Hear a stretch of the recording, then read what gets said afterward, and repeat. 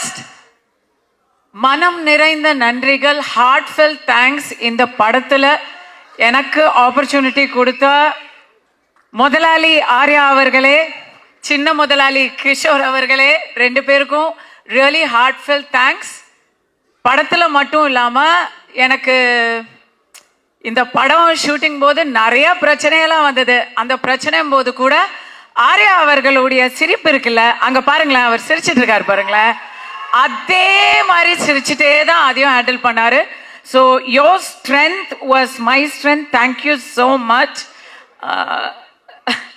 அடுத்தது உங்களோட ஹீரோ, எல்லாரோட ஹீரோ, என்னோட பிகெஸ்ட். நிஜமா சொல்றேன், உங்களுக்குலாம் நீங்களாம் வந்து 90s கிட்ஸ் 2000 கிட்ஸா இருப்பீங்க. அதனால எவ்வளோ பேருக்கு தெரியும் தெரியல. நான்லாம் லொல்லு சபா ஃபர்ஸ்ட் எபிசோட்லேருந்து ஃபேனு. ஸோ அப்பலேருந்து அந்த சிம்பிளிசிட்டி, அந்த ஹியூமிலிட்டி, டவுன் டு அர்த்னஸ் மாறவே இல்லை. சந்தானம் சாரோட இது ஐ worked with him before, but இந்த படத்தில் அவரோட எனக்கு நிறைய காம்பினேஷன். அதில் நான் நான் உங்களுக்கு நிஜமா ஷேர் பண்ணணும்னு நினைக்கிறது, பயங்கர ஹார்ட் ஒர்க்குங்க. அந்த மனுஷன் எப்போ தூங்கினாரு எப்போ எந்திரிச்சாருன்னு எனக்கு தெரியல.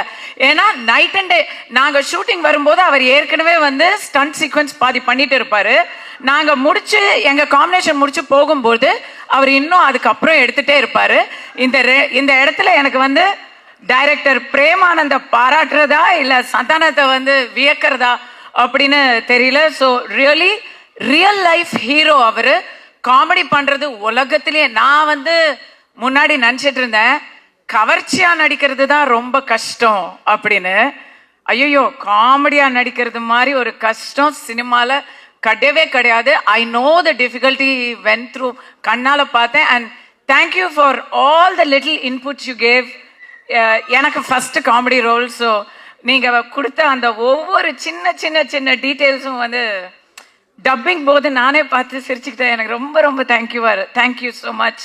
And again captain of the ship Anand sir, Premananda அப்படின்னு பேர் வச்சிருக்கிறாரு அப்படின்னு நினைச்சேன். பர்டிகுலர்லி எனக்கு வந்து கதை சொல்ல வந்தாரு.